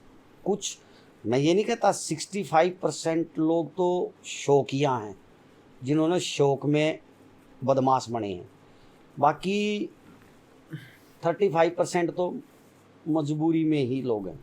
तो मैं उस लड़के से बोला, मैं कहा भाई क्या बात होगी, क्यों रो रहा है? बोला भाई साहब मैंने कदे कोई अड़ मार दे, रोटी कौन देगा, वो इसी सी बात करे बेचारे ने। मैं बोला क्या केस में आया है, कौन सी धारा लगी तेरे पे, क्या हो गया? बोला 302 मर्डर। मैं कहा मर्डर, तूने मर्डर कराया? बोला भाई साहब हुआ भी नहीं, रो भी गया। तो मेरा बड़ा दिमाग घूमा, यार ये क्या मतलब हुआ, या तो तूने मारा है या मारा ही नहीं, बात एक ही हो सकती है। बिल्कुल। बोला, वो बोलता कि रीजन में हूं, मैंने मारा नहीं, रीजन था मैं। हमने ड्रिंक की, गाड़ी से वो उतरा बाथरूम करने, ज्यादा ड्रिंक कर रखी थी, गिरते ही उसका माथा लग गया रोड पे, वो वहीं मर गया। मुझे 302 में अंदर दे दिया। ठीक है। ये भी कहानियाँ बड़ी अजीब है कि भाई ये तुमने मार के ऐसे इसको डाला है, तो उसको फ्रेम कर दिया गया एक तरीके से, उसकी गलती थी भी नहीं। आई थिंक कि मैन स्लॉटर में आता है, जब गलती से कर देते हो कुछ तो वो मैन स्लॉटर में आ जाता है गैस। तो मैंने उसको बहुत समझाया कि देख ऐसे बहुत है यहाँ, समय तो काटना पड़ेगा, संविधान है, कानून अपना काम करेगा, वो तो गवाहियाँ बताएंगी कौन क्या है क्या नहीं है, जज बताएंगे, जुडिशरी बैठी है वो न्याय करेगी, क्या करेगी वो तो वो देखेगी। ऐसे केसेस बहुत थे, और पैसा कोई, मैं हरियाणा के अंदर तो इस चीज़ को मानता नहीं कि पैसा मर्डर के लिए मायने रखता है। ठीक है।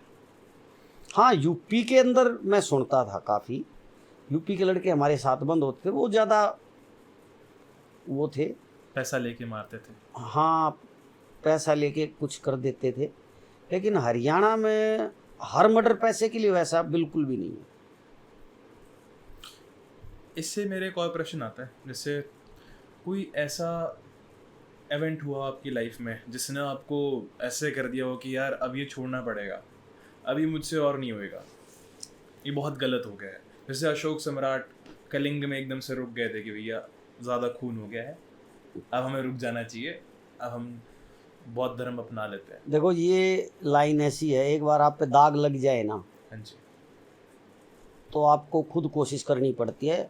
ऐसे ये कोई पिक्चरों वाला काम नहीं है कि वो जो पिक्चर में अमरीश पुरी बोलता कि आया मेरी मर्जी से तो जाएगा मेरी मर्जी से, आया तो अपनी मर्जी से जाएगा मेरी मर्जी से। यहाँ रियल लाइफ में ऐसा कुछ नहीं होता। बट कोई ऐसा दिल दहलाने वाला। हाँ, यहाँ जब आदमी छोड़ना चाहे तो इन चीज़ों से सबसे पहली बात तो अगर कोई आपके घर की, परिवार की, या जब आपकी एज हो जाती है, समझदारी जो जो आ जाती है, आप ऑटोमेटिक इन चीज़ों को फालतू समझने लग जाते हो। ये फालतू की चीज़ें हैं। मैं एक बार कोर्ट में तारीख पे गया हुआ था, मेरी डेट थी कोर्ट की, तो मैं जैसे कोर्ट से बाहर निकल के ऐसे ही चाय के उस पर खोखा था, चाय पी रहा था, मेरे 7-8-10 लड़के थे, हम सब खड़े थे। तो 3-4 लड़के आए और एक बड़ा तगड़ा सा पहलवान सा लड़का गाड़ी से उतरा। उसने बहुत बचने की कोशिश करी, बहुत भागा इधर उधर, लेकिन उसको बड़ी बुरी मौत मारा 3-4 लड़कों ने, वहीं गोलियों से कोर्ट के अंदर ही मार दिए। तो ये चीज़ें कहीं ना कहीं दिमाग में फिर ये हो जाता है कि यार कहीं ना कहीं आप सुरक्षित नहीं हो इस लाइन में, कैसे भी सुरक्षित नहीं हो। अगर आप इस लाइन में आ गए तो मुझे उस दिन लगा कि यार एक ना एक दिन अपना भी काम ऐसे ही हो जाएगा अगर इस लाइन में घुस गए तो। इससे अच्छा है, ये लाइन छोड़ती नहीं है किसी को। अगर लंबे समय तक इस लाइन में कोई होगा तो ये छोड़ेगी नहीं किसी को, उसको बर्बाद कर देगी या उसकी जान चली जाएगी। बदमाश कभी लंबी जिंदगी नहीं जी पाया। एक शार्प शूटर और एक नॉर्मल गैंगस्टर में क्या फ़र्क है? गैंगस्टर वो है जो शार्प शूटर रखता है, ठीक है, हाथ से क्राइम कम करता है, करवाता ज़्यादा है। शार्प शूटर वो है जो क्राइम हाथ से करता है, गैंग नहीं चलाता। तो एक नॉर्मल शूटर और एक शार्प शूटर में क्या फ़र्क होगा? देखो, शार्प शूटर का वैसे तो जो विदेशों में और इंडिया में पर्सनल है, चला हुआ है पर्सनल, वो ये है कि वहाँ तो उनके पास शार्प शूटर, हम पिक्चरें भी देखते हैं हॉलीवुड की, उनमें वो स्नाइपर होते हैं, उनको बोलते हैं शार्प शूटर। हमारे यहाँ ऐसी कोई चीज़ नहीं है शार्प शूटर वाली। हाँ, जो कोई भाई ज़्यादा मर्डर कर लेता है या ज़्यादा केसेस कर लेता है गोली चलाने के, तो ऑटोमेटिक उसको शार्प शूटर बना उसको शार्प शूट बोल देते हैं। अच्छा, फिर तो ठीक है, ठीक है। ये सब आपने इतना सब कुछ देखा, सोचा, कोई ऐसा लॉस, कोई टाइम, कोई दोस्त, कोई फैमिली, कोई आज़ादी चली गई, आपको क्या रियलाइजेशन हुई इस सब के बाद? क्या परिणाम निकला? एक लॉस, पैसे का लॉस भी बहुत हुआ। आज़ादी तो जानी तय है, आप आम आदमी की तरह तो रह नहीं सकते, कभी आप अकेले कहीं जा नहीं सकते, आप इंजॉय नहीं कर सकते अकेले जाके कहीं भी। आपको 7-8 बंदे हर टाइम साथ चाहिए, 7-8 ना तो 4-5 चाहिए, चाहे हथियार ना हो पर रखने। आप मतलब ये लाइफ छूट तो जाती है लेकिन माइंड में पीछा बहुत करती है लंबे समय तक, आपको बहुत डर पैदा कोई करती है। ट्रॉमा मिलता है इससे? जैसे मान लो इस लाइफ में अभी आप हो नहीं इतनी गैंगस्टर वाली लाइफ में, पर ऐसे डर लग जाता है एकदम से कि कुछ हुआ और आप उठ गए, कोई ट्रॉमा कोई पुराना? नहीं, ऐसा तो नहीं। ऐसा नहीं है, ऐसा पूरे बिल्कुल। पहले, लेकिन लॉसेस जो आपने क्वेश्चन किया था, हाँ जी। मेरा अपना काम था बढ़िया। मेरे हिसाब से 2010 में 2 ऑडियाँ थी मेरे पास। काफ़ी प्रॉपर्टी का अच्छा बिजनेस, रियल एस्टेट का काम, साफ़ सुथरा, बहुत अच्छा। लेकिन ये घरेलू कुछ ऐसे हादसे हो गए। मैं गवर्नमेंट जॉब भी था, मैंने गवर्नमेंट जॉब भी था, रिज़ाइन कर दी थी नौकरी। मैं जुडिशरी में भी जॉब कर चुका हूँ, हाँ जी। गवर्नमेंट नौकरी। तो बच्चे छोटे थे, क्राइम करके मैं फरार हो गया, बिजनेस ठप हो गया, फरारी में पैसा लगने लग गया। फिर कहीं कुछ हो जाता, कहीं कुछ हो जाता। छोटे छोटे बच्चे घर से बेघर हो गए, कभी मामा के घर रहते, कभी बुआ के घर रहते। तो ऐसे बच्चे भी अपसेट हो गए, मैं तो अपसेट होना ही था। ना घर का भी लॉस हो गया, बच्चों की भी ज़िंदगी का लॉस हो रहा था, फाइनेंशियली लॉस भी हुआ। लास्ट में जब देखा कि सब कुछ बर्बाद हो गया, तो नहीं भाई, अब नहीं। अब दोबारा से बच्चों को पढ़ाना भी है और समाज में समाज की तरह रहना है। कोई भी ऐसा काम मुझे नहीं करना कि भाई मैं दोबारा से इस चीज़ को फेस करूं। आज मेरी बेटी यूपीएससी करती है, पढ़ती है, बहुत इंटेलिजेंट है। बेटा भी कॉलेज में है, अच्छी कोचिंग लेता है, अच्छा वो करता है। दोबारा से जो इस लाइफ का मज़ा है ना, वो उस लाइफ का तो उसी, जिसका बुरा होगा ना वो उसको मिलेगी वो लाइफ, जिसका कर्म बुरा होगा। वरना अगर आपका कर्म अच्छा है, आप अच्छे घर में रहो, अच्छी तरह खाना खाओ, मस्त रहो, नशे से दूर रहो और अपना एंजॉय करो।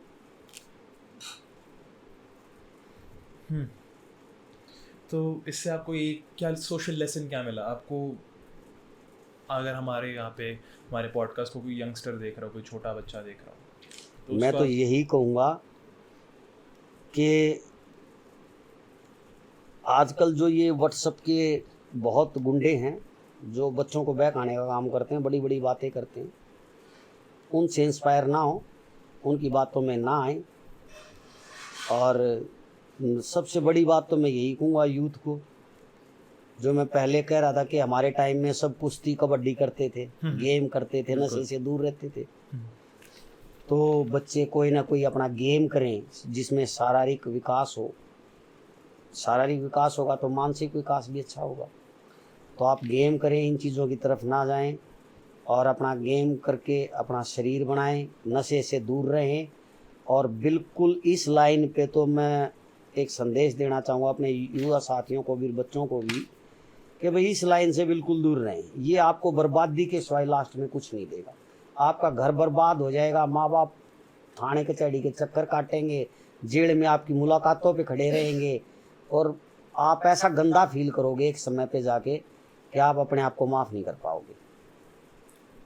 तो वो टोरा किसी काम का नहीं आता फिर? नहीं, ऐसा टोरा किस काम का? हमेशा किसी की रही है क्या? अहंकार तो रावण का भी नहीं रहा, एक टाइम पे वो भी मारा गया था। एक चीज कंटिन्यू हो तो मैं मानता हूं, चलो भाई, अरे क्या हमेशा किसी का ये उम्र डलेगी तो टोरा भी जाएगा, उम्र डलेगी तो अहंकार भी कम होगा, फिर क्या करोगे? फिर आपको रियलाइज नहीं होगा कि मैंने एक झूठी शान के लिए मैंने क्या किया है।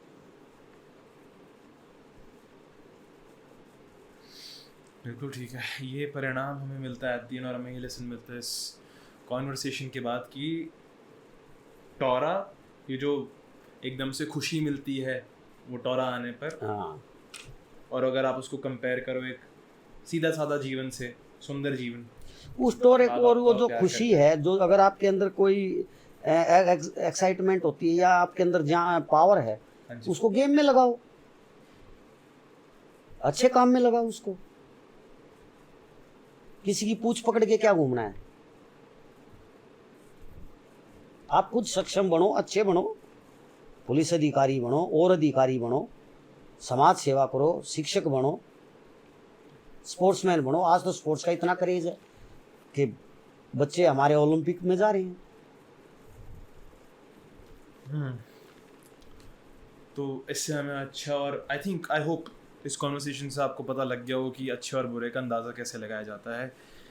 हमें आज रियल टाइम एक्सपीरियंस से पता लगा है कि इस दुनिया में क्या होता है और इस दुनिया में क्या होता है, और इन दोनों के बीच का जो अंतर है, और जो मेरे यंगस्टर्स और मेरी उम्र के लोग देख रहे हैं, आप आई होप आप लोगों को इतना तो पता लग गया होगा इनकी नॉलेज से कि क्या सही है और कौन सा राइट डिसीजन आपकी लाइफ को इफेक्ट करता है। अगर आपको राजनीति में फिर से जाना हो, जैसे अभी आप राजनीति नहीं कर रहे हैं, आप रिकवर कर रहे हैं, आप शांति का एक जीवन जी रहे हैं, अगर आपको राजनीति में फिर से जाना हो तो आप कैसे जाएंगे, और इस बारी आप क्यों जाएंगे? देखिए, ये एक रुद्र जी, राजनीति जो चीज़ है ना, मैंने इतने सालों तक की है, और मेरा पर्सनल आज भी मेरे रोम रोम में, मेरे रग में राजनीति है। कि मुझे राजनीति इसलिए अच्छी लगती है कि लोग आते हैं अपना दुख दर्द लेके। मैं जो बता रहा था आपको राजीव जैन जी की बात, वो सब के दुख सुख में जाते हैं। मैंने एक चीज़ उनसे सीखी है, किसी की मौत हो जाए, शादी है भाई, किसी के हर सुख दुख में जाते हैं। किसी का बारिश में आपदा आ जाए, घर पड़ जाए किसी को, तो वो जाते हैं, मदद करते हैं लोगों की, और दुआएं देते हैं लोग। तो पावर तो एक राजनीति में, अगर आप अच्छे पद पे हो और आप, वो तो मिलती ही है, लेकिन पावर के साथ साथ आपकी एक समाज सेवा बढ़ती है, और उसका सही इस्तेमाल, और इसका सही इस्तेमाल होता है। कि भाई लोग आते हैं, अपना दुख बताते हैं, और एक आदमी कितना प्राउड फील करता है अगर कोई मेरे पास अपना दुख लेके आया और उसने मुझे अपना दुख बताया और मैंने उसका निवारण कर दिया जो मेरे से हो सकता है, तो मुझे कितना प्राउड फील होगा। क्योंकि आपने खुद दुख देखा हुआ है। क्योंकि मैंने खुद देखा हुआ है, मजबूरियां बहुत देखी हुई हैं। मैं बहुत सी बातें क्या बताऊं कि मैंने बचपन में बहुत मजबूरियां देखी हुई हैं, जवानी में ही मजबूरियां देखी।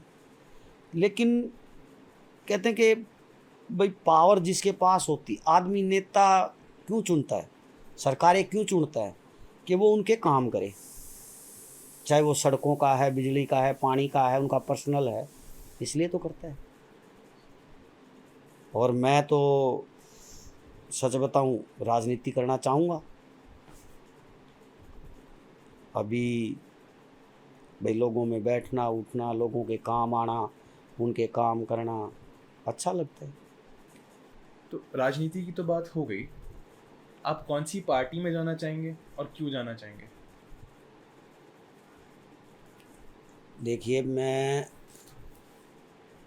ये तो वैसे कंट्रोवर्सी हो जाएगी कि कांग्रेस वालों को कांग्रेस अच्छी लगती है, भाई आप वालों को आप अच्छी लगती है, बीजेपी वालों को बीजेपी अच्छी लगती है। हर आदमी की एक विचारधारा है, और विचारधारा के अनुरूप वो अपना तय करता है नेता। तो मैं सिर्फ अपनी विचारधारा के अनुरूप बता रहा हूँ, ना कि मैं किसी को कह नहीं रहा, और लेकिन अपनी विचारधारा बता रहा हूँ कि अगर मैं जाऊँगा तो मैं बीजेपी में ही जाऊँगा। क्योंकि मैं किसी पार्टी पे ब्लेम नहीं लगा दूँगा, कांग्रेस ने क्या किया क्या नहीं किया, करप्शन किया, मुझे नहीं मतलब इस बात से। लेकिन मुझे बीजेपी अच्छी लगती है, तो मैं बीजेपी में ही जाना पसंद करूँगा। मुझे कोई और पार्टी ये नहीं कि भाई किसी से कोई नफरत हो या किसी और से। एक आपका बहुत लंबा संबंध रहा है एक लंबा संबंध भी रहा है, और मैंने उन लोगों में एक अच्छी बात देखी है। लेकिन कहते कि राजनीति में अच्छाई बुराई तो हर पार्टी में होती है। बिल्कुल ठीक है। बुरे लोग भी होते हैं हर पार्टी में, हर एक में अच्छे होते हैं। अब दूध की दोई तो कोई पार्टी ना होती। बिल्कुल ठीक है। दूध की दोई कोई पार्टी नहीं होती। लोग अच्छे बुरे सब में हैं, करप्शन बदमाश सब में है, लेकिन किसी में कम है, किसी में ज़्यादा है, किसी में कंट्रोल्ड है। हाँ जी। लेकिन मेरे हिसाब से मैं बीजेपी में ही जाना चाहूँगा। बिल्कुल ठीक है। और इस बारी एक अलग सोच के साथ। बिल्कुल। हाँ जी। जैसे मैंने सुना है कि जेल के अंदर बहुत ज़्यादा मर्डर्स होते हैं। लोगों को बाहर से आई थिंक एक लीड दी जाती है, एक मैसेज दिया जाता है कि भैया ये जेल में आया हुआ है, इसको मार दो। तो ये कभी आपने पर्सनली एक्सपीरियंस करा है? हाँ। क्या हुआ था? क्या होता है कि जैसे कोई गैंगस्टर है जी। या दोस्ती है, मैं गैंगस्टर क्यों कहूँ, दोस्त है, हम्म, तो अगर उसका एंटी, मैं जैसे जेल में मैं बंद हूँ और कोई मेरे दोस्त का बाहर झगड़ा हो गया किसी के साथ और वो जेल में आ गया, जो मेरे जिसका मेरे दोस्त के साथ झगड़ा हुआ, तो मेरे पास दोस्त मैसेज कर देगा कि भाई ये मेरा एंटी आया है, इसको चोट मारनी है या जान से मारना है, तो मैं पूरी कोशिश करूँगा। और ऐसा आपने देखा है कभी? मैंने देखा भी है, मैं पूरी कोशिश करूँगा कि वहाँ पिस्टल तो होती नहीं, जी। एक आधी बार चली है कभी पुराने टाइम में, वरना एक लड़का था, उसका ऐसे ही मैसेज आ गया था कि भाई वो लड़का किसी पे फायर करके आ गया 307 के मुकदमे में अंदर, अटैम्प्ट टू मर्डर में, तो जो उसके एंटी ग्रुप था, हाँ जी। उस लड़के का नहीं, उसके दोस्त के जो दोस्त थे वे अंदर ही थे, हाँ जी। तो उसने अंदर मैसेज कर दिया कि भाई मेरा जो एंटी है जिसने मेरे पे गोली चलाई है वो जेल में आ गया। अच्छा, जेल में एक तरीका और है, एंटी को भी फंसा लेते हैं लोग, जैसे चक्कर पे जाएंगे, एक उसका साथी बन के गिनती अपने में कटवा लेगा, भाई तेरा मैसेज आया हुआ है बाहर से दोस्ती का और तू मेरे साथ चल, और उसी चक्कर में मार, और वो ऐसे भी बैक आके ले जाते हैं कि भाई तू मेरे साथ रह, तेरा जान पे किसी का भी नाम ले देंगे। हाँ जी। कि भाई उसका आया था कि वो आएगा और तू उसके साथ चला जाएगा, तो वो उसके साथ चल दिया जी। अब जैसे चला गया तो अब जो एंटी हैं वो तो पहले ही तैयार बैठे हैं, कोई चम्मच से बना रहा है, कोई तार से कुछ बना रखा है, सुई वगैरह कुछ बना लिए थे।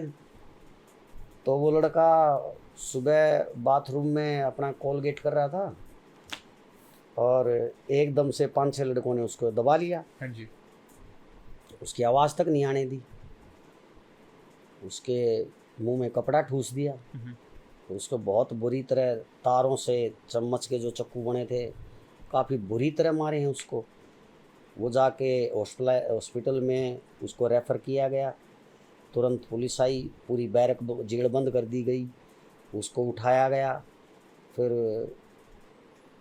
हॉस्पिटल लेके गए, फिर उसको रोहतक रेफ़र किया गया, वहाँ भी वो काफ़ी दिन हॉस्पिटल में रहा, तब जाके वो बचा है, बच गया वो। हाँ वो बच गया। से पहलवान जी, आप जेल में काफ़ी टाइम रह चुके हैं, आप काफ़ी ज़्यादा एक्सपीरियंस कर चुके जेल को, तो एक बहुत कहा जाता है कि जेल में बहुत गे लोग पाए जाते हैं क्योंकि बहुत साल हो जाते हैं उनको वहाँ पे, तो क्या आपका क्या पर्सनल एक्सपीरियंस रहा है? देखो, जो गे लोग आते हैं जेल में कोई भी क्राइम करके, हाँ जी। उनको बैरक में नहीं रखा जाता। हाँ जी। वो कुछ पुलिस वाले डॉक्टरी तो सभी की होती है, या तो वो खुद बता देते हैं या पुलिस वाले पहचान तो लेते ही हैं, वो पुलिस वालों को बता देते हैं। मैन बैरक में जो हवालाती बैरक है या कैदी बैरक है उसमें तो रखेंगे नहीं, उनको अलग रखेंगे। हाँ जी। हाँ, ये चीज़ें ज़्यादा वहाँ पॉसिबल है, जैसे किसी को सज़ा हो जाती है लंबे समय तक, क्योंकि जेल के अंदर भी 2 जेल है जी। एक हवालाती, एक सज़ा की, कैदी की जेल। हवालाती जिनको अभी सज़ा नहीं हुई है, जिनको सज़ा नहीं होती उनको बोलते हैं हवालाती। एक जिनको कैद हो जाती है वो अलग जेल है, अलग बैरक होती है, उसमें वो रहते हैं। वहाँ पर अगर कोई इस प्रकार का नॉनसेंस, कोई बच्चा वगैरह या कोई लाइफ में ऐसा चला जाए तो वहाँ ये चीज़ पॉसिबिलिटी बहुत बार हो जाती है और उनको और अलग शिकायतें भी आती हैं। तो पुलिस वाले कुछ नहीं कर सकते इस चीज़ का? पुलिस वाले कोई जाके रिटर्न में कंप्लेंट दे तो हो जाए, वरना ऐसा पुलिस वाले क्यों किसी का करेंगे, रिटर्न में कंप्लेंट कोई देगा नहीं, फिर वे डरते भी हैं। तो ऐसे में से उनको अलग रखा जाता है? उनको नहीं, मैं नॉर्मली कैदी की भी बात कर रहा हूँ। अच्छा। मैं गे की बात नहीं कर रहा। अगर कोई नॉर्मली कैदी हड़का है, जैसे अगर उसका बेचारे का शोषण, एक शोषण ही है ये, हाँ। तो वहाँ बैरक में उसका भी शोषण हो जाता है। जो बड़े लंबे समय तक जेल में पड़े हैं, बड़े गैंगस्टर बड़े हुए, कर देते हैं कुछ भी, तो कोई प्रेशर में आके कोई फिर बोलता नहीं है। पता भी प्रशासन को कई बार चल जाता जो है, बेचारा प्रताड़ित होता है वो बताता भी नहीं है, नहीं बताता भी नहीं, क्योंकि उसको बुरा उसको भी पता है लगता तेरे को मारेंगे, बता दिया तो वैसे पीटेंगे और बदनामी अलग हुई। और बदनामी ये लोग होगी। प्रशासन क्या करेगा? प्रशासन में वो लिख के दे देगा, प्रशासन को चक्कर कटाएगा, जहाँ मजिस्ट्रेट के लिख के दे वहाँ दे, वहाँ दे, वहाँ दे, वहाँ दे। इसलिए जेल कोई आम चीज़ नहीं। मैं तो इसीलिए कहता हूँ कि इसी चीज़ से जितना यूथ दूर रहेगा, जितना दूर रहो उतना ठीक अच्छा है। मेरे साथ तो कुछ नहीं, वैसे मम्मी जो मेरे परिवार में के साथ किसी ने पड़ोस में आया था कोई परिवार, वो 2 नंबर का काम करता है, सेक्स रैकेट का कुछ ऐसा कारोबार करते थे। वो मम्मी के साथ हाथापाई बदतमीजी की थी। पता चल रहा था यानी उम्र थी। मेरे एरिया में तकरीबन बच्चों के पास हथियार 2 नंबर का होता ही है। पता चलने के बाद में यानी उम्र थी, नीचे आया, उन्होंने गोली मार दी बचपन में। जैसे आप जेल के नंबरदार भी रह चुके हैं, हाँ जी, और वो जो नंबरदार प्रशासन बनाता है, हाँ जी, तो आपको ये भी पता होगा कि ड्रग्स अंदर कैसे जाती है। हाँ जी। कई प्रकार से ले जाते हैं बच्चे, जैसे मूल तारीख पे चले गए, तारीख कोर्ट में पेशी लगती है जिसको पेशी बोलते हैं, वहाँ उसके दोस्त आएंगे, फैमिली के आएंगे। सरकार 15 मिनट की फ़ोन पे बात करने की सुविधा भी देती जेल से। वहाँ कोड बनाए जाते हैं कि भोले का प्रसाद या प्रसाद मेरा प्रसाद ले आइयो। ये कोड नेम है। ये कोई भी कोड बना रहे, काला चित्र बोल देते हैं, कुछ भी बोल देते हैं, जैसे भी उसकी भाषा में वो जो भी कहते हैं। वो ये तो रिकॉर्डिंग होती है, जो भी अपनी फैमिली से बात करता है। तो मुला वहाँ गए कोर्ट में, उसका दोस्त मिलेगा, उसको चुपके से पकड़ा देगा, वो फिर उसको नंगड़े लेगा, खा लेगा। तो वो खा लेगा तो वो अपने जेल के अंदर जाके अपने स्थान पे जाके, जहाँ उसकी वो रोक रखा है जेल के अंदर, तो वहाँ नहीं, वो वॉशरूम में जाके उस पर सरफ से पिएगा, उससे नहीं निकलेगा। तो रिफाइंड पिएगा, उल्टी करके नहीं, कैसे भी नहीं निकलेगा। तो वो फिर लैट्रिन के बहाने निकालेगा, लैट्रिन के रास्ते से निकाल के उसको धो के फिर पीते हैं, धोकर फिर पीते। हाँ जी।